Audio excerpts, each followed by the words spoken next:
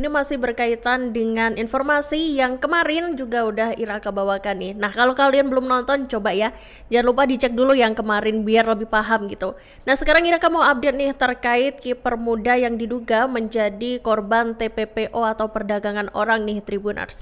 Jadi Rizky Nurfadilah Tribuners, kiper muda asal Bandung yang diduga dijual ke Kamboja ini akhirnya muncul ke publik Tribuners. Setelah kemarin ini namanya juga ramai diperbincangkan gitu di media sosial. Kiper jebolan diklat Persib Bandung itu membuat pengakuan melalui sebuah video yang kemudian dia unggah gitu di akun TikToknya pada Rabu 19 November 2025. Dan seperti diketahui, Tribuners remaja 18 tahun itu menjadi sorotan setelah pihak keluarganya ini mengungkap gitu bahwa dirinya alias si Fadil ini diduga menjadi korban tindak pidana perdagangan orang atau TPPO di Kamboja.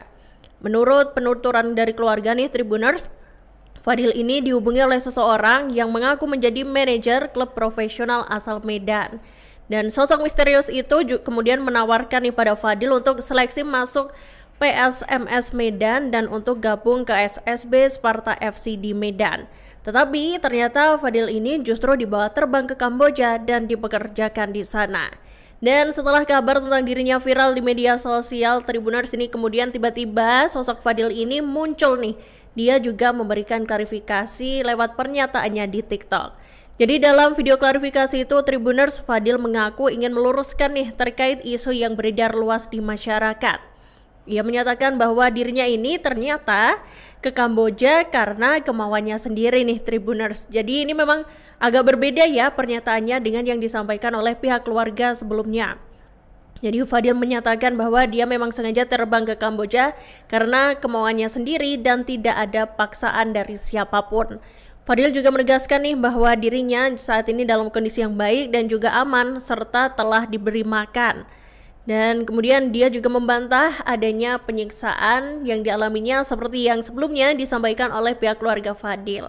Kemudian dalam video kedua nih Tribuners, Fadil juga kembali menyatakan bahwa dia berangkat ke Kamboja tanpa adanya pemaksaan dari siapapun. Jadi dia kembali menegaskan dan juga menepis pernyataan dari keluarganya sendiri nih Tribuners. Fadil kemudian juga mengatakan alasan itu sejatinya dia lontarkan begitu ya kepada pihak keluarga itu karena dia ini merasa nggak betah Tribuners berada di Kamboja dan pengen pulang ke Indonesia. Dan dalam klarifikasinya itu, Tribuners, Fadil menegaskan bahwa dia nggak mengalami penyiksaan apapun. Dia juga menyatakan alasan itu disampaikan murni karena memang dirinya ini nggak betah aja di Kamboja begitu ya. Dan dia ini pengen segera pulang ke tanah air. Dan seperti diketahui sebelumnya Tribuners, ayah Fadil yakni Dedi Solehudin ini menyatakan bahwa sang anak ini mendapatkan tindak kekerasan dari pimpinannya selama bekerja atau dipekerjakan di Kamboja. Ia menyatakan jika Fadil nggak bisa memenuhi tugasnya Tribuners, yaitu mencari 20 kontak calon korban untuk ditipu, maka sang putra akan disiksa. Dan selain itu, Fadil juga disebut nih selalu mendapatkan hukuman Tribuners. Fadil ini diungkap sering gitu disuruh untuk push up, bahkan push up-nya sampai ratusan kali gitu. Dan hingga mendapatkan kekerasan fisik lainnya dari pimpinan tempatnya bekerja. Bahkan Fadil juga pernah nih Tribuners disuruh buat mengangkat galon air minum dari lantai 1 sampai lantai 10. Dan di sisi lain, Tribuners dalam klarifikasinya nih, Fadil ini juga menyinggung adanya uang tebusan bila ia ingin pulang ke Indonesia. Dan disebutkan ini di caption unggahannya itu ya Tribuners, bahwa uang tebusan itu senilai 42 juta rupiah. Fadil kemudian merincikan nih penggunaan uang tebusan itu.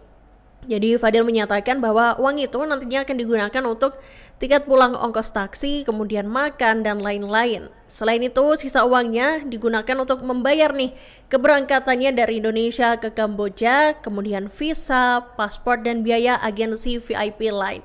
Jadi kayak dia harus menebus ya uang-uang yang telah keluar sebelumnya begitu ya, yang diberikan dari pihak agensi dan lain-lain. Namun di akhir keterangannya nih, Tribuners, Fadil ini menyebutkan bahwa pihak perusahaan tidak meminta uang sedikit pun. Jadi emang agak membingungkan di sini ya Tribuners terkait klarifikasi Fadil ini karena memang video ini juga sangat-sangat singkat gitu. Dan tadi Iraka juga cek nih Tribuners di akun TikToknya, ada satu video yang juga kembali diunggah oleh Fadil gitu ya, diunggah pada hari ini, dan ini menyatakan dalam captionnya bahwa kepulangan Fadil ke Indonesia ini sedang diurus di KBRI. Nah jadi sekarang kita nantikan aja nih ya Tribuners terkait kepulangan Fadil, semoga semua prosesnya lancar dan dia selamat sampai di Indonesia. Assalamualaikum warahmatullahi wabarakatuh. Nama saya Rizky Nur Fadila. Saya ingin meluruskan fakta terkait isu yang sedang beredar dikarenakan itu tidak benar. Itu kemauan saya sendiri, tidak ada paksaan. Dan di sini saya baik-baik saja, kondisi saya aman. Tadi saya sudah dikasih makan. Itu bikin cerita karena saya ingin pulang cepat. Nama saya Rizky Nur Fadila, saya dari Bandung. Berangkat ke sini tidak ada pemaksaan apalagi kekerasan. Intinya saya ingin pulang ke sana karena saya tidak betah di sini. Awalnya sih pertama tahu itu orang tuanya bilang anaknya itu mau ikut seleksi main bola untuk divisi di Medan. Katanya mau ikut seleksi ke Jakarta. Terus ditanya-tanya ya sepertinya anaknya nggak tahu bohong atau nggak tahu emang dia gimana ya. Terus sama kakeknya ditanya juga sama gitu. Ditanya minta nomor HP itu manajer, nomor HP coach dia tidak punya. Terus dia katanya dibawa sama temennya. Terus diminta lagi nomor temennya nggak ada juga.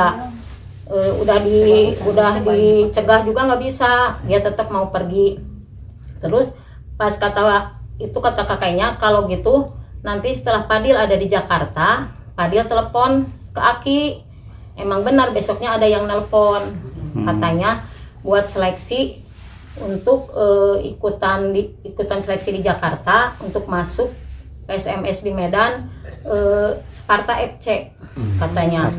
Tapi selang beberapa hari itu yang bawanya emang nelpon, setelah nelpon dia update anaknya lagi makan, anaknya lagi ada di tempat.